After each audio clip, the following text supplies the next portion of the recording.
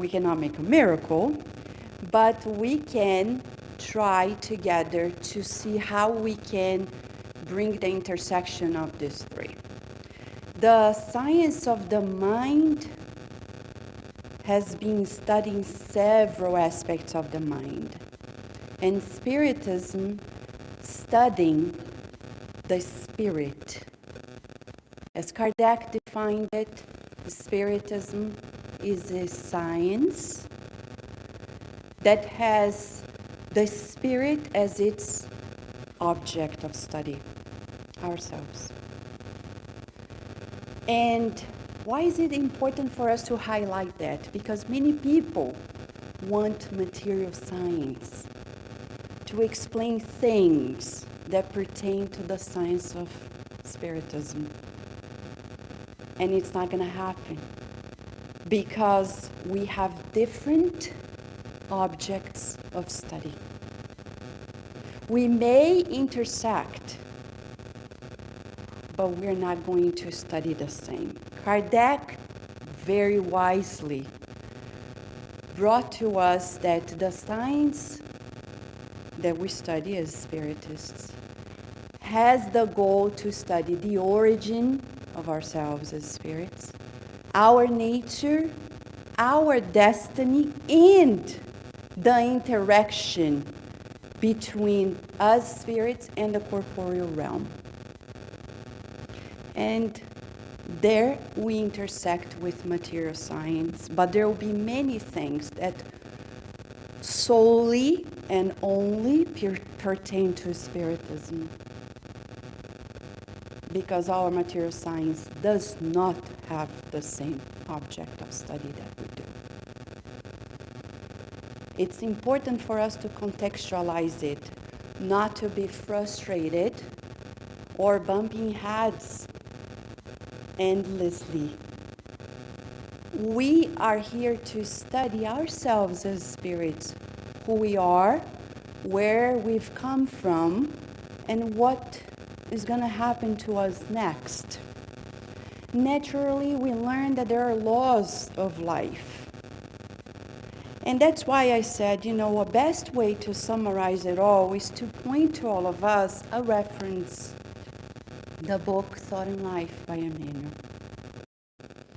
A book that is not very much read in our Spiritist movement, but we would say should be taken as foundational as well.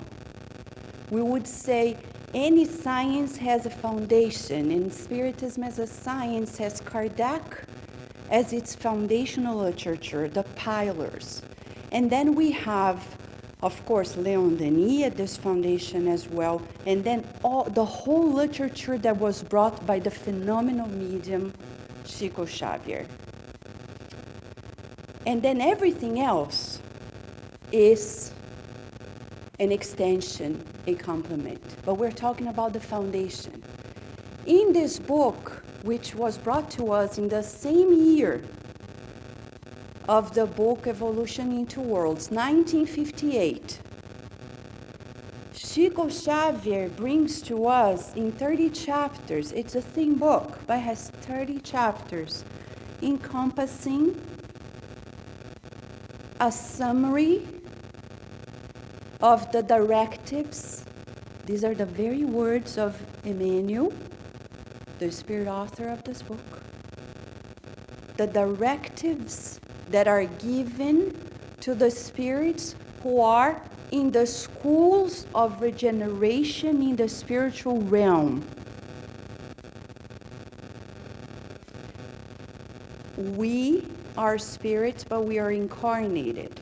For those who are discarnated here, it's another story in a way. But for us who are here, it's a book for us to know, a manual. How can I succeed in this reincarnation? Because Emmanuel, in his life as the Senator Publius Lentulus, as we read in 2,000 years ago, he was a great senator, a good politician. For the Roman Empire, he was the best, or one of the best. But he says in that book, I failed.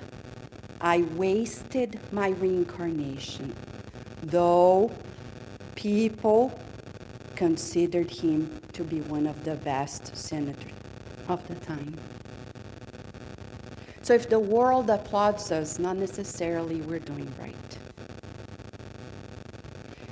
And that is the beginning of how we calibrate our mental health. Because many of us are not doing well at evaluating ourselves because we're depending on people to applaud us. Self-esteem. No wonder Kardec in the Spirit's book asked the spirits, what can we do to progress steadily and avoid mistakes? The answer, self-knowledge. Self-knowledge is not what people think of you, because they don't know you. It's what you know about yourself. We don't know much of ourselves. We have blind spots. There are people who look at you and they see you from previous lives. It happens to many parents. When they look at their children and they are unable to see the new that is being built and contribute to the new. They identify vibratorily the mismatch and they continue feeling that spirit from a previous life and reinforcing the same old person instead of facilitating the sprouting of the new. So for us, where does mental health begin? It begins where the spirits point out to us in the Spirit's book. Self-knowledge. In another question of the Spirit's book, Kardec asked the questions that we have in ourselves. In 1,019 questions and answers in the Spirit's book, he has questions that we do too. To date, it's not an outdated book. Kardec then asks, if we don't remember who we've been, how can I actually assess who I am? The answer of the spirits is fascinating. Observe your instinctive tendencies. What are these instinctive tendencies? The things that come out automatically.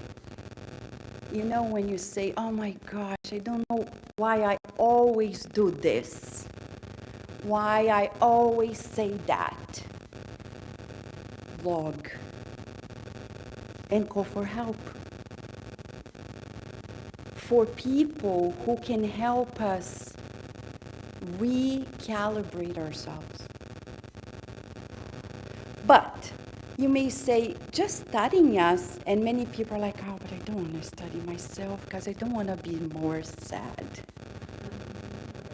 Oh, Vanessa, it's already too much. I agree with you. Well, let's go back. Bartholomew, one of the disciples of Jesus, barely spoken about, thanks to Humberto de Campos, or Brother X. Yesterday was his birthday, and we sent a prayer because he rescues for us encounters with Jesus that immortalize for us solutions for humanity's issues.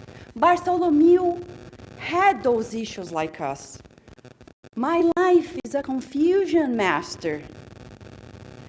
Can you believe my father doesn't understand me? My brothers, they always put me down and bully me. my colleagues at work, they are terrible to me. And the only person who understood me simply died, my mom. What you're saying makes sense to me, he said to Jesus. But there is a gap I can't overcome. And it doesn't console me yet. What is missing? It's beautiful to read the description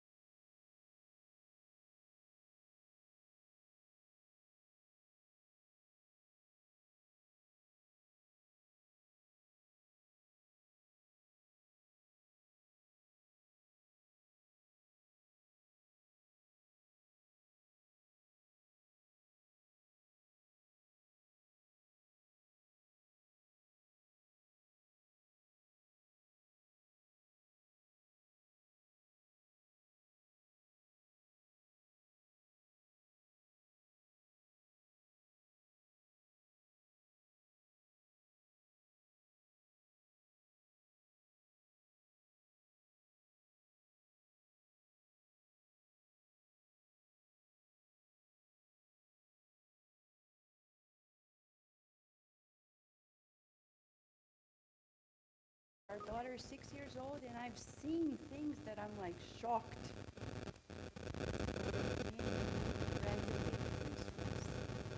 We lack regulation. There's a lot of regulations when we start first grade. Higher education is doing so well in so many ways, but preschool, infant care, we don't even know what to expect and how to train. And we're allowing many things that are astounding, not only the educators, but mostly the pediatricians. Talking to a pediatrician the other day, he said, it's just getting worse, Vanessa. And I said, in all of your 30 years of practice, what's going wrong? He said, parents.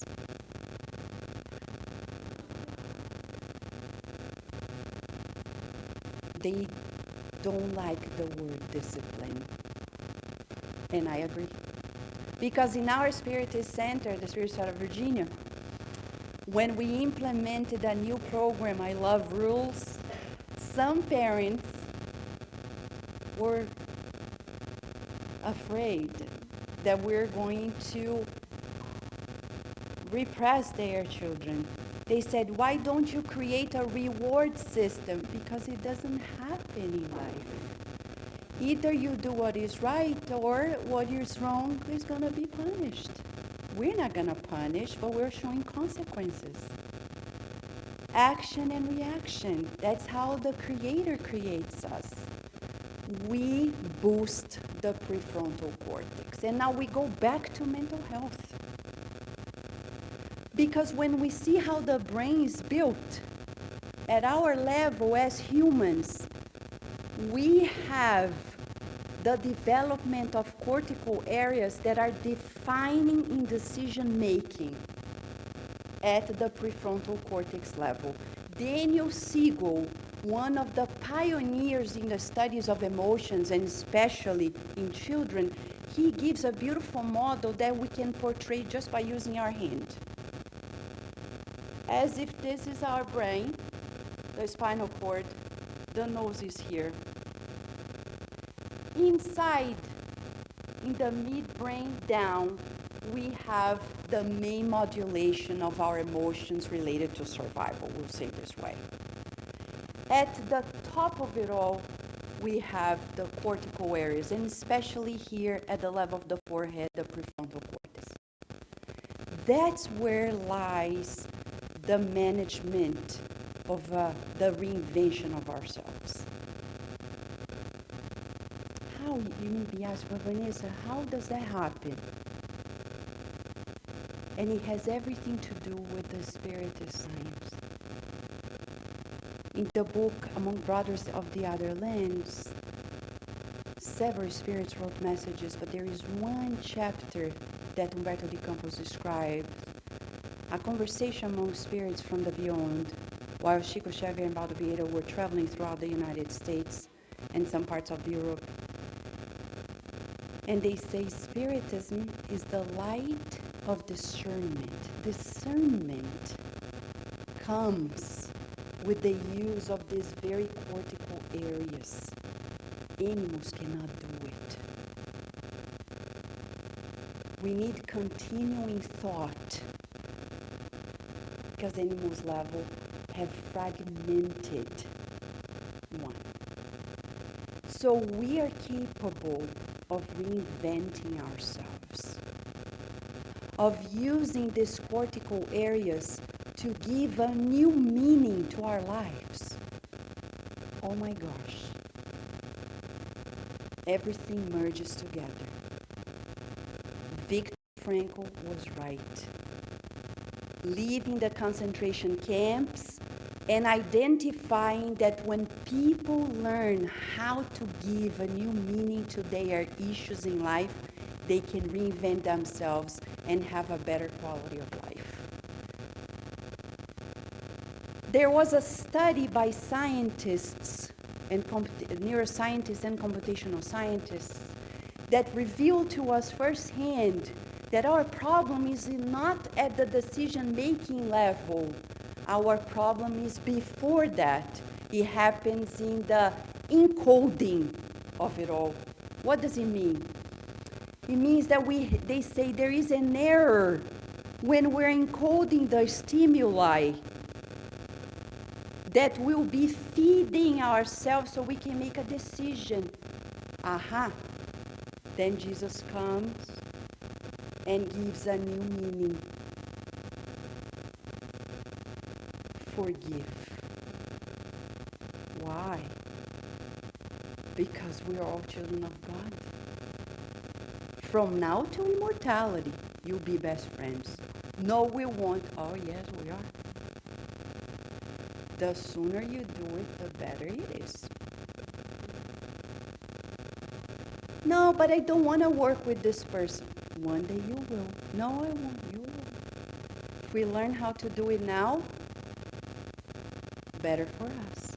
Because we don't know if tomorrow is going to be that easy. How many of us would like 10,000 things we cannot do because of distance, because of resources? Maybe when we had them at hand, we misused them or took for granted. And now they are right here. Mindfulness. Giving value to everything that is happening now. First and foremost, what's happening here to us. That's why André Luiz, in the book Evolution in Two Worlds, begins chapter 1 by saying, right now we are co-creators at minor level, and our duty is to master the management of our spiritual body and consequently the physical body, to the point one day we'll do what Jesus having a flu or a cold. Never, right, Virginia? Why not? Because that level, he already knew it. He already knew how to co-create life, co-creator at a major level, which is building planets, galaxies. We cannot even imagine because we can barely manage the cells of our bodies. But this is our task. Think about it. When I look at myself in the mirror, who am I seeing? Not necessarily me, but the only asset I am responsible for and nobody else, the physical body. And the scientists, from Louise Hay to others, they say we have a hard time looking at ourselves in the mirror. Many people, they don't even brush their hair looking at the mirror. They are drinking coffee, dressing up, and combing their hair, and you see many people driving in the morning and quickly, please, putting the makeup on, not even that. But if we are co-creators at minor level and we don't love this asset, which Mentor Druso in the book Action and Reaction by André Luiz through Chico Xavier says to us, the physical body is the award that we receive when we reincarnate.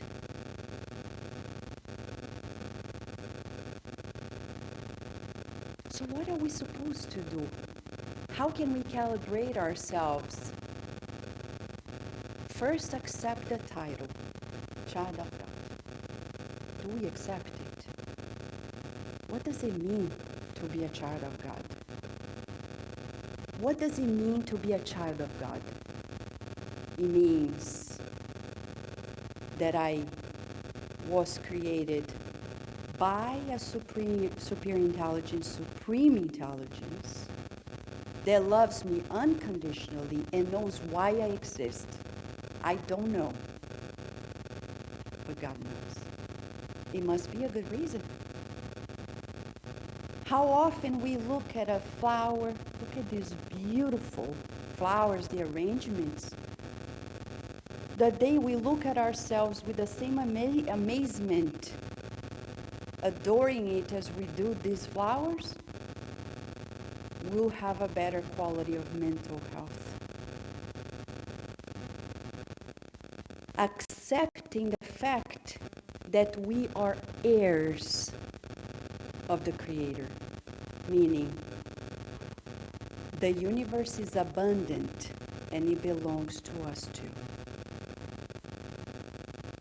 What does that mean? It means that God is entrusting us with all the resources that we need.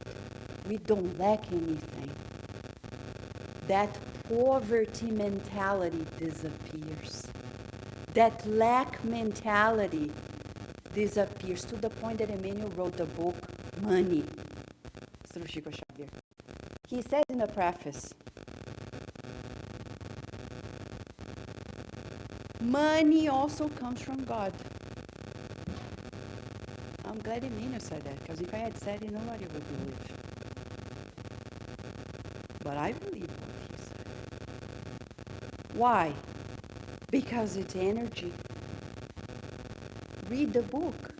He shows to us how to get rid of this poverty mentality in which we feel like we're limited, we don't deserve much, we've done so much wrong in the past, I don't deserve to be happy. But when Kardec listens from the Spirit, and I say listen, quote unquote, because he was not the direct medium, but when he listens to the instructions of the mediums and shares with us in the Spirit's book, study your instinctive tendencies, he didn't say that to put us down. But when I see myself with the potential that I have conquered thus far and the much that is ahead of us, I renew my hope. Not that people will change, but that I can improve myself. But not that improvement thinking that I'm bad. You want to see how? Think of ourselves as a seed. When you look at the seed of an apple tree and an apple tree, do you look at the seed and say, oh, you don't grow? What's your problem? You're bad. Well, the seed is a seed. It's complete as a seed. When we plant it in the soil and nothing sprouts, we don't curse at it saying, hello, where are you? But that's what we do to us. I'm impatient. But you have the seed of patience in you. By denying it and not believing in it, we're not helping it grow. We're suffocating it. Then I see that from the seed to the tree, nothing lacks in any given stage. When I accept that in each step I am complete, that it's just a matter of time, effort, and repetition. As André Luiz says in the book Evolution in Two Worlds, he says we're learning beings. We can learn anything. It's just a matter of effort and repetition. Effort, repetition. The distance between us and Jesus is effort and repetition. If we doubt it, we have to read all of it again. So much so that Emmanuel summarizes here the power of our minds in the first chapter, the mirror of the mind.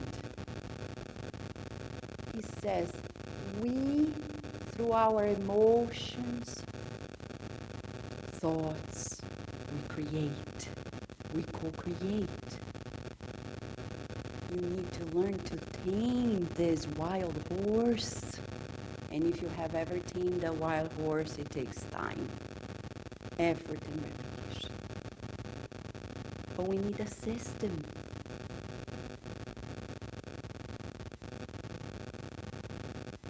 Dr. Srini Pillai, a physician, neuroscientist.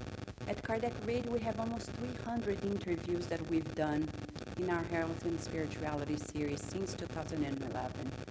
You can listen to all of them through Kardec Radio. And Srini Pillai was one of the scientists. He talks a lot about fear. And as a neuroscientist, in his papers published, he identified that we really need to aim consciously at the next step, visualize it, to build the neural connections, and finally see the manifestation in our behavior. Of course, we're talking about building new synapses, probably new neurons that are going to be born, new neural connections, neural pathways that will be the venue through which the new behaviors will be manifesting. But that's what material science says, and Spiritism says, well, you can do it through the spirit, the mind. Andrea Luiz talks about the mental body. People say, but Vanessa, I've been praying. Nothing is happening. Of course, first, how you pray. In the book, Workers of the Life Eternal, Andrea Luiz talks about different prayers.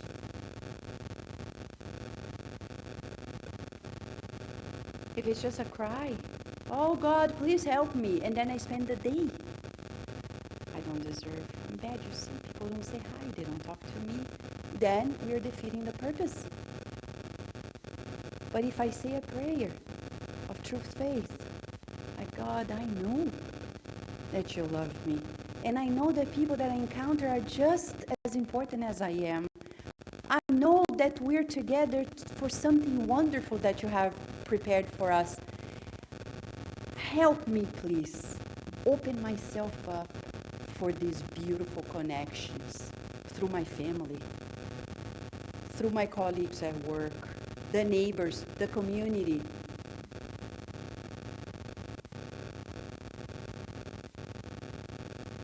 In that, I can train myself. In chapter 2, he says, you have will, the power of will, to work on it. No wonder our dear Emmanuel, in one of his books of inspirational messages, and I say this not to say it's only inspiration, because there is a lot more than inspiration, but in the book Our Daily Bread, he talks about the fact that we have our good will and our ill will. But if we use our will to do the good, miracles will happen. Miracles in the sense, as Kardec says in the book Genesis, they don't actually exist because we're not defeating the laws of God.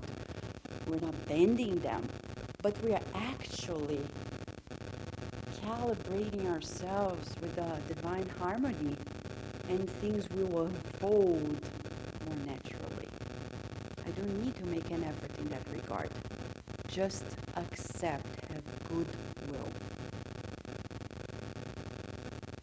Am I opening my heart to loving the people in my family?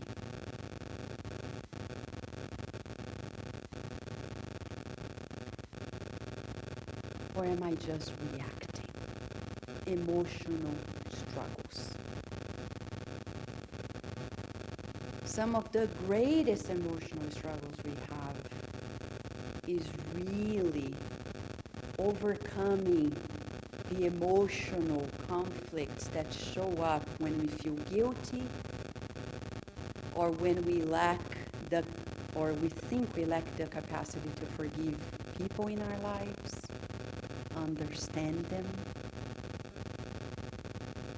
And then in chapter 10, Emmanuel gives us a very easy approach.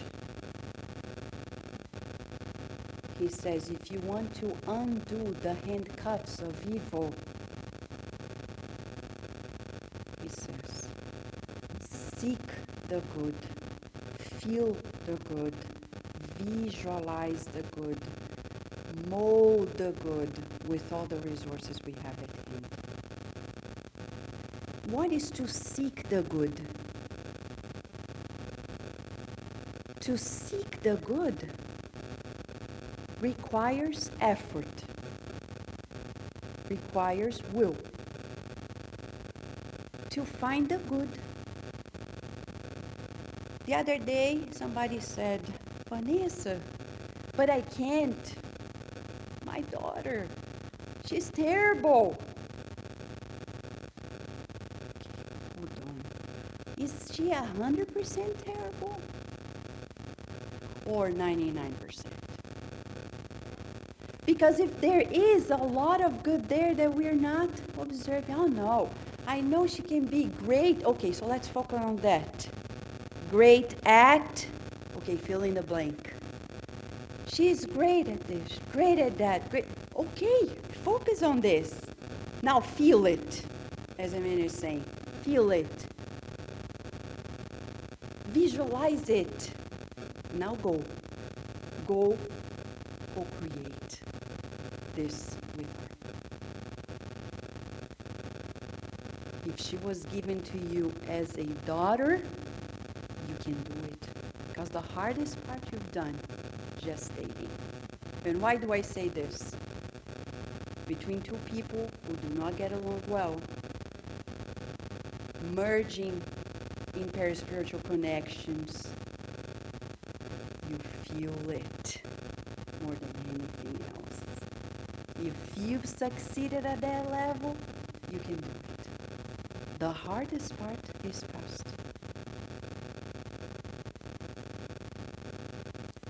Make an effort to seek the good.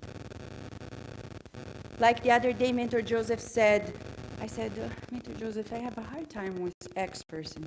What do I do? He said, thank her. For what? Thank her for giving you a hard time. And what do you mean? I said, well, thank her for creating obstacles for you, because she's closing that door, you're opening other doors over there. Thank her that she doesn't accept you as you are, because then you can make more friends where they do. Thank her for being an antagonistic, because through that, you're opening new opportunities in your life. So thank her like we thank when we receive vaccines.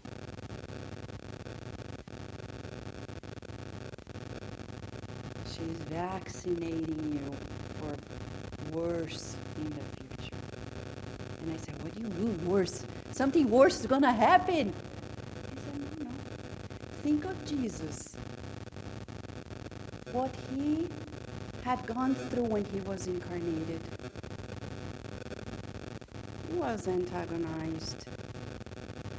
People misunderstood him. And that was big. You think that happened to him only once? He was a master on dealing with enemies. He didn't create enemies, but he knew how to deal with those who made themselves his enemies. In that life, he already knew how to deal with it. You're being trained like everybody else on the planet. You're being vaccinated. But it hurts. Yeah, vaccines hurt. Tell children. But we love vaccines because they protect us from worse. That is seeking the good.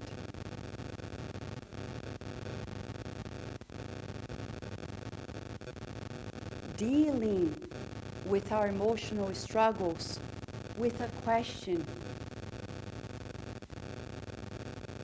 What can I learn from it? Dr. Viktor Frankl said that at the concentration camps, many who he saw surviving, they were very optimistic. And he saw the opposite regarding many who actually were killed. Said that the ones I observed, that those, you can watch his talks and interviews on YouTube, it's fascinating. He discovered the power of reframing our struggles. And that's what Jesus comes with the good news. He says, reframe your struggles.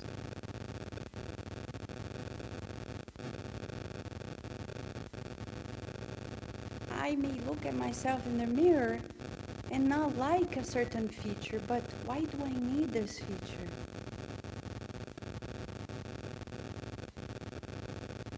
We talk about bullying.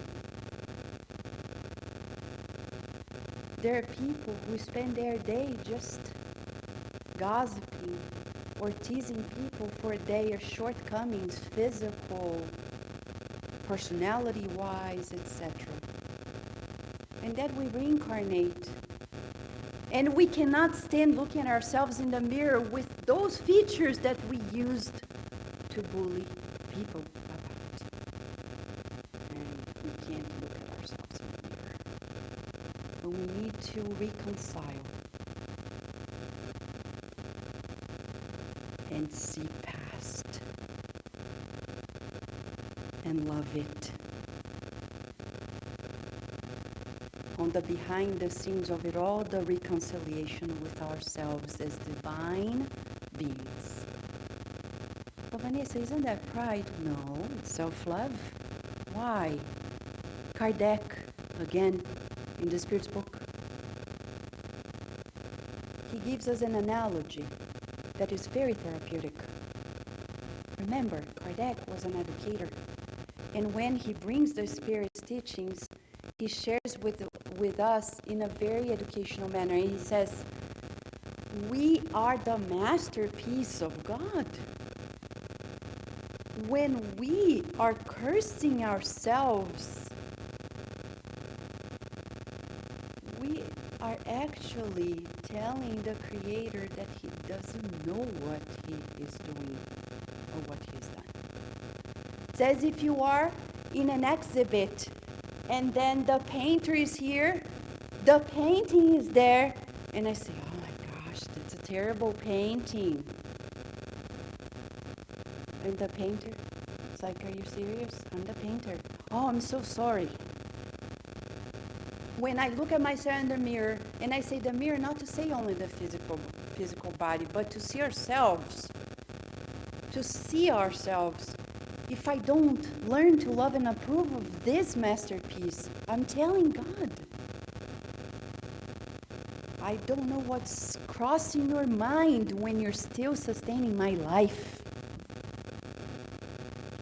So he's giving us a tool. Do we accept the title of children of God and the implications of it? Being co-creators. That's a big deal. You know why? Because when you enroll yourself in a next course, you're not going to doubt your capacity. People are going to say, what? You're 80 and you're going back to the university? Yeah, why not? I'm a child of God. I have to learn everything. But you're done in this life. Well, God doesn't think so, because I'm still here. That's why Dr. Adão Nonato, in the city of São Paulo, as a wonderful spiritist and physician, he created a nursing home where he has a program to motivate the elderly people to start enrolling in courses or activities that they portray themselves working upon in the future reincarnations. Because many people think of retirement as sitting back and relax. For us spiritists, It's not in our list anymore. Retirement. We don't aim at retiring. We aim at learning new things, doing new things, because there is no end. Like my grandmother, because I come from a Spiritist family since my great-grandfather. My grandmother, who is a model for me, but at 80, the people called her back to be the president of the Spiritist Center. And I talked to her on the phone, and she said, "But Vanessa, don't you think I'm a..." And she's a wonderful model. She's very positive, doing great. "But don't you think I'm already old?" I said, "Grandma, as far as I know, and you know, if God wants you here, you still have something to do. And if that's part of it, do it. They want you. They need you. You're needed. But I can't do the same things." Well, doing the things that you can. They don't want you to run in the Spiritist Center, to clean the Spiritist Center. They want you to be this peacemaker. Just be you. It's fascinating because she taught me much. I never expected that one day I would give it back to her and say, "Grandma, you're needed, not only for me, but for many. Do it. Just be your peacemaker. You are a peacemaker. Be it." So, there is no end for learning. There's no deadline. That's why Jesus said, "Bartholomew, hope."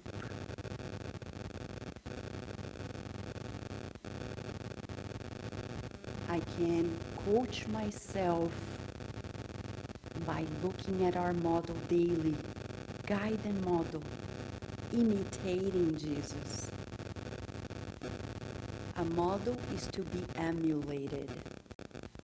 A guide is to be followed. That story that people say, "But who am I? I'm not Jesus." You're not supposed to be Jesus, but you're supposed to be light as you are. Shine. That's why he said, "Let your light shine." But we're not allowing, and then we go depressed. We're blocking it. We're not allowing ourselves to recycle. People are talking about the planet and recycling, but first comes the recycling of our emotions. "Oh, but that person, I X them out." Sorry. Because the plan of God is that you will be friends from now to immortality. At some point, it will happen. You're just postponing it. Don't. But there is no way to talk. It's okay, but visualize yourselves in harmony. You don't need to go there and hug and be together, because that is not what best friends is all about. It's about supporting each other in our growth.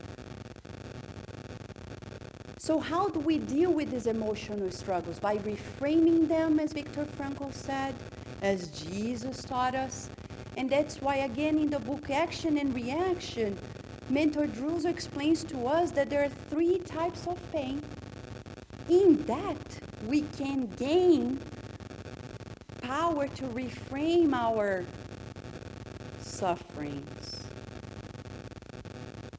There is the famous pain, karmic one, expiatory one, they say, which is the one we feel, as they say, from the inside out.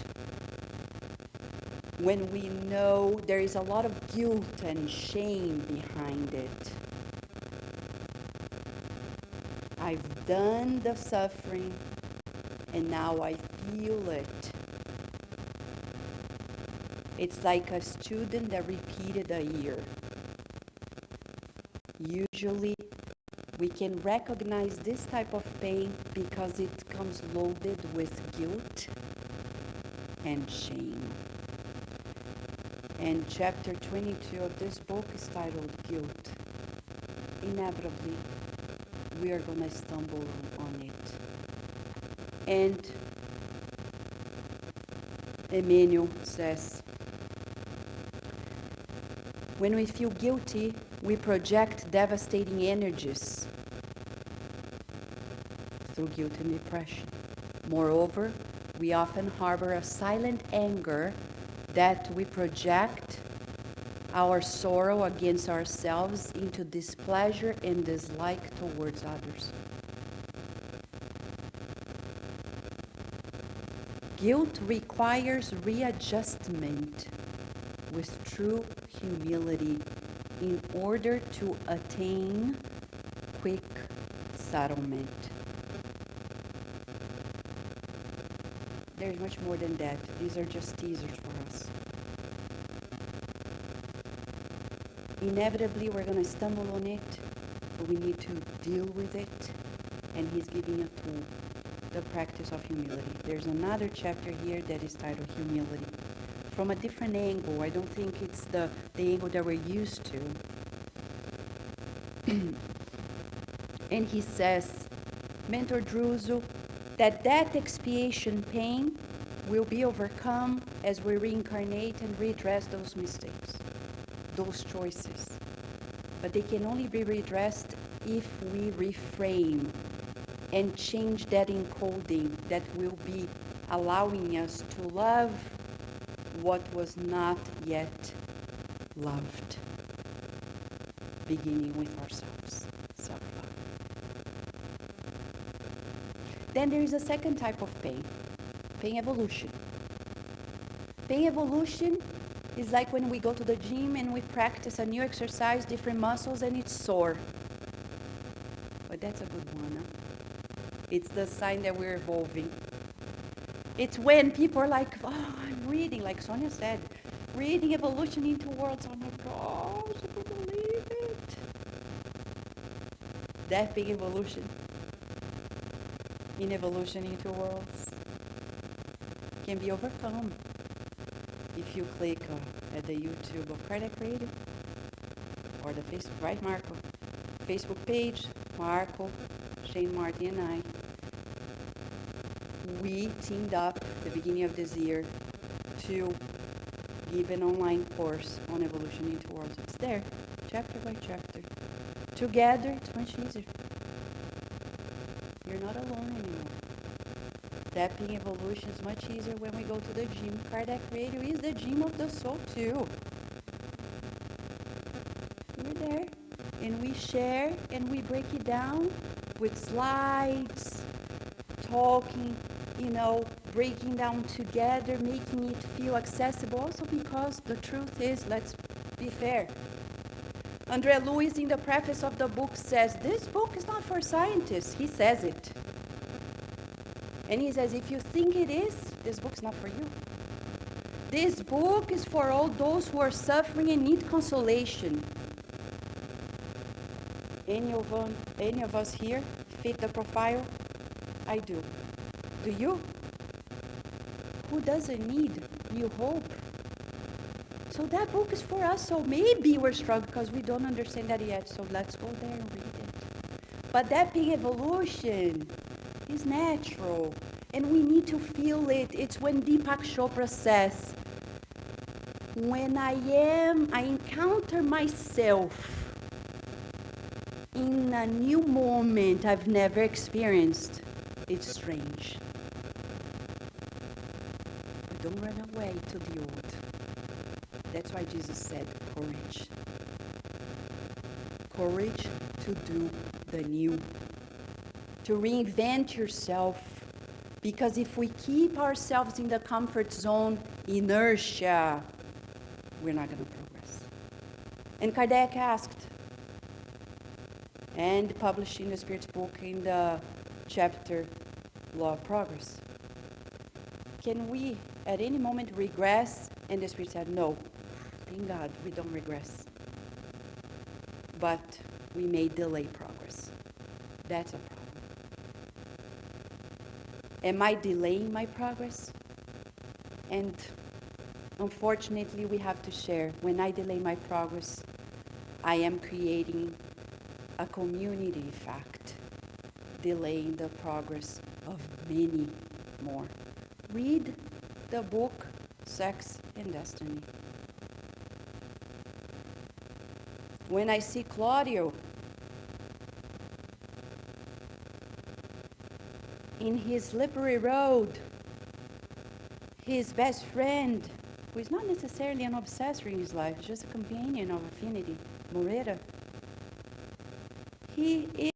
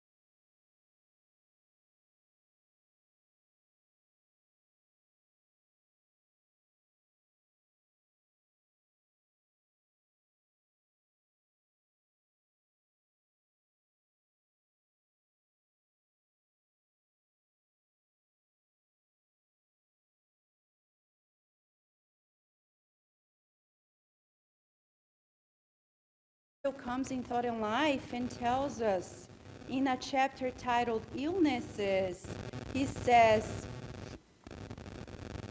sickness is present mainly to purify the spirit, beginning in the cradle and following the person throughout their life. Of course, nowadays we talk about epigenetics, and we see the power of our new environment.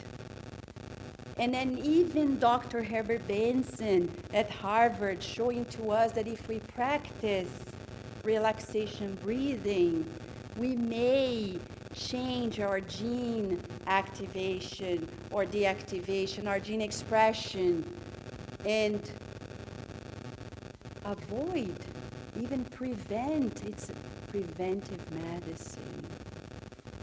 Avoid the escalating of unnecessary illnesses. Practicing relaxation breathing. Praying from us and the family, patience, work, tolerance, etc.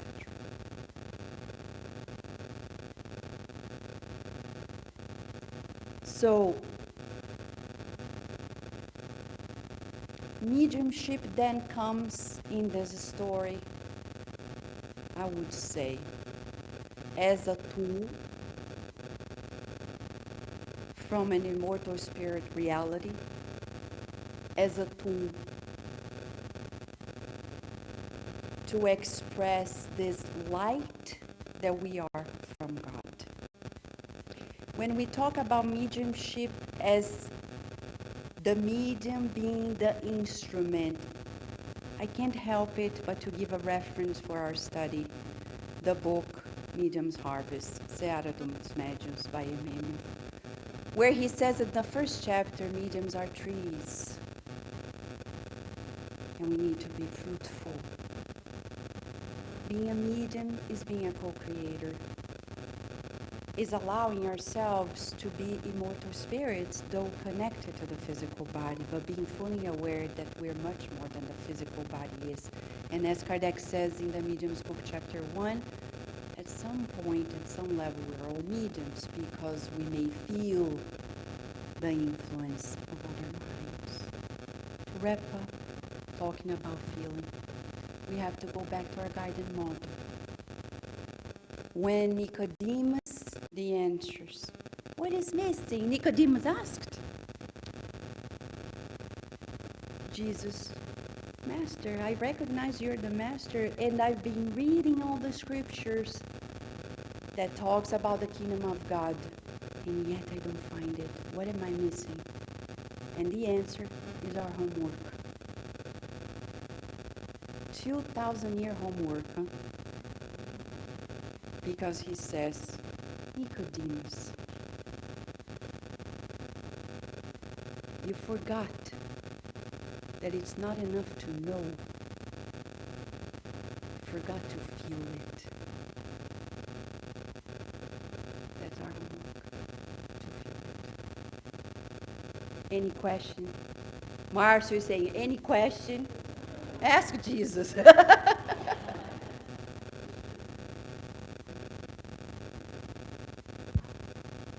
Yes, first of all, thank you very much. It's truly blessing, I believe I can say on behalf of most of us to have heard your talk, and also Marco, the other speakers. It's been great. It's been very enlightening. So from the deep of my heart, I truly, genuinely appreciate it. All the message that you're sharing with us, very encouraging. I'd like to ask a question regarding, you talk a lot about abundance and self-confidence, self-love. So from your perspective, how can we differentiate it in ourselves, our ego versus our self-confidence, self-love? So what kind of things can we look at ourselves and realize if it's being driven by our ego versus if it's truly self-love and lack of humility? Thank you for asking, Daniel. Thank you for your loving words, too. So, when you're saying this, it reminds me of when Kardec asked the spirits, what is a spirit? And the spirits are funny because they say, it's hard to say in your words, but we would say it's a flame, like a divine flame. I would say if we visualize ourselves as divine flames. Can you imagine? Visualize yourself as a divine flame. What is it? It's beyond the body. But I'm divine flame. I'm radiating, but vibratory responsibility. What am I radiating? That's the question. Because as divine flames, my essence is clean. I just need to adjust my output. But not for the other ones to see. For myself. I can't put a face, use masks, as psychologists say, like, using masks is very conflicting. Because then, oh, I know you're not going to love me, so I'm going to speak very sweetly. No. We may be kind like Jesus and firm at the same time. He knew how to do it. We're learning it. And be sincere. There were times that Jesus was approached, asked questions, he didn't answer. Read the book No Roteiro de Jesus.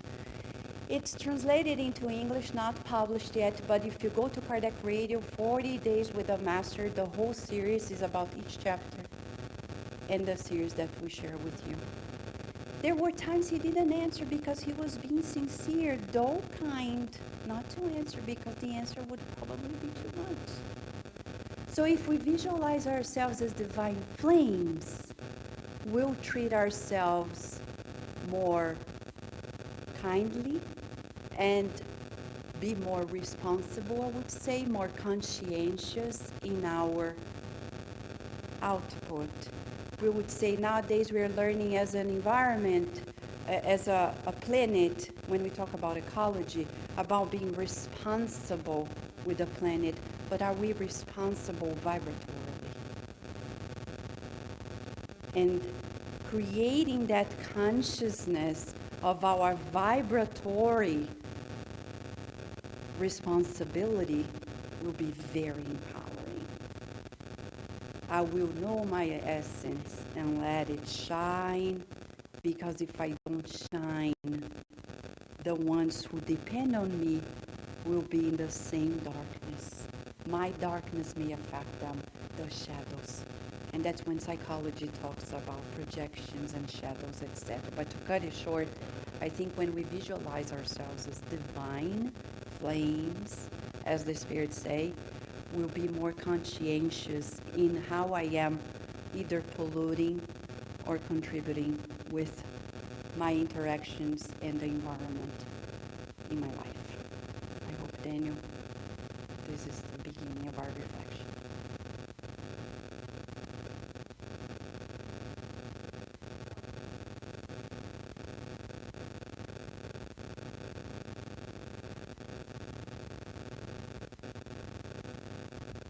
Just a comment, I think, on trying to realize, is this evil or is this yourself, your higher self? It's self-knowledge, too. And remembering that God's laws are in our conscience. Whatever we're acting, I guess our conscience will tell us, especially if we know ourselves. And how to know ourselves, we're going to talk tomorrow.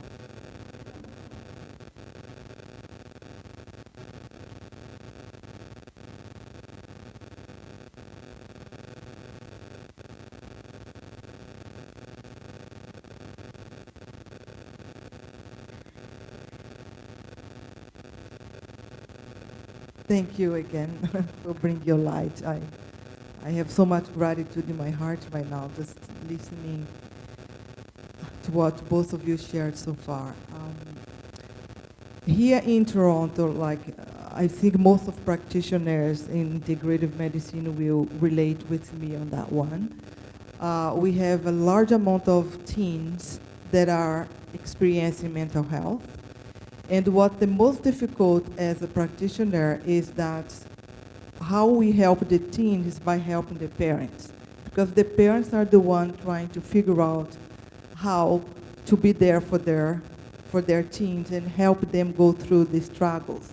There are many causes of mental illness, and we think of mental illness sometimes just as, bipolar, borderline personality, or anxiety, but it's also insomnia, you know? Low self-esteem, insecurity. And my question in regards to that is, we relate a lot to our kids, and what we experience in ourselves, that pain, that struggle, the lack of acceptance to see our child suffering. What we experience is actually our own reframing of our struggles. And how can we not pass that energy or share that energy with our teens when it's too much for us to carry, you see? And we try to understand, now this is happening for a reason. We understand that this whole development of the frontal lobe, all the informations that some of us still carry now from when we were 5 years old, because some of those cells did not progress to maybe a different level.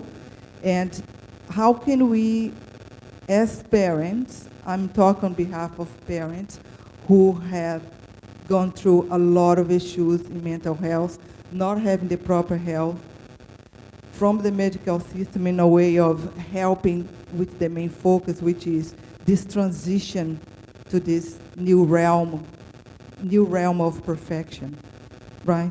So how can we still be strong and faithful and have hope and understanding of Jesus' teaching, of the healing of oneself, of the acknowledgement of the divine?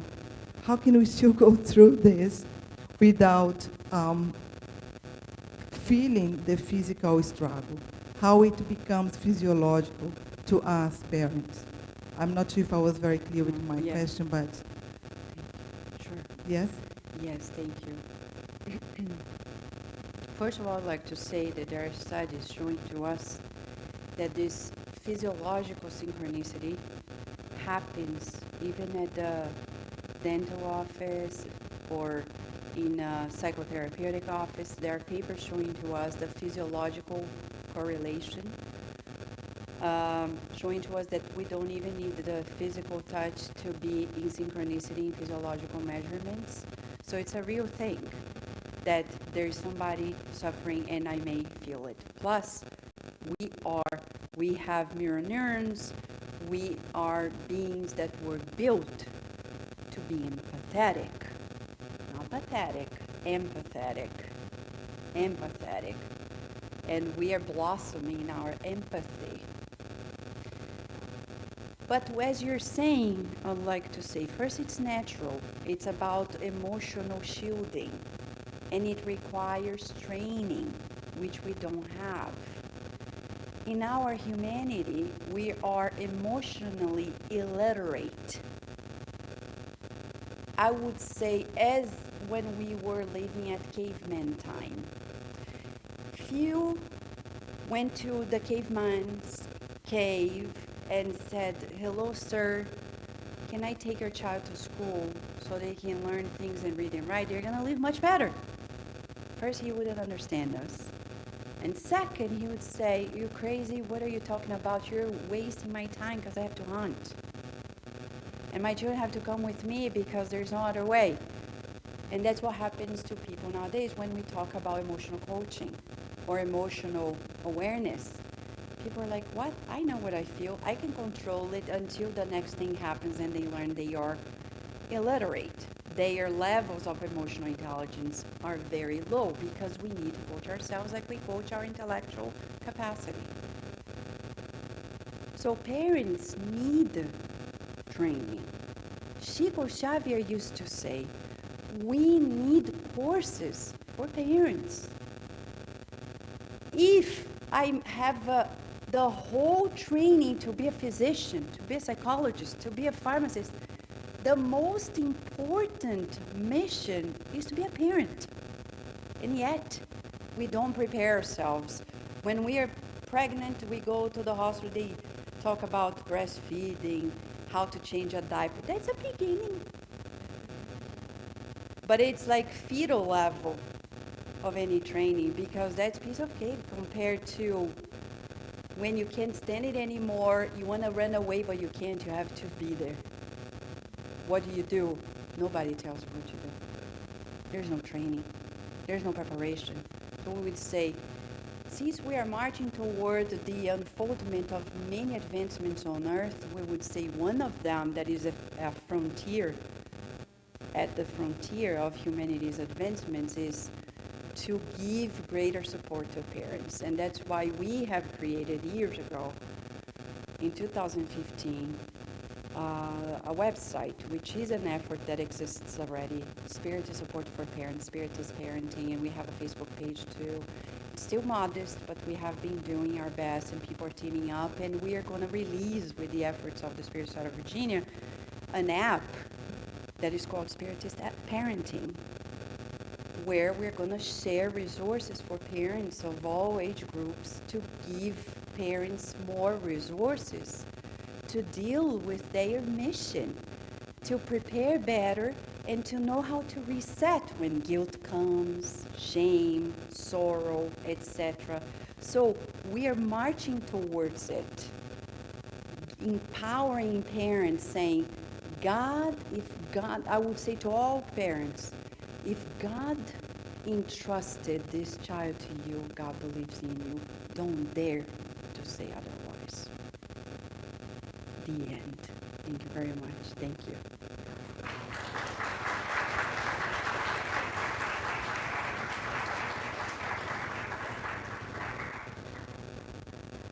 Thank you very much, Vanessa. We do have a few minutes still. If anyone have any question for any of the four speakers of today, we can open that time now. Just one chance. Yeah, sure.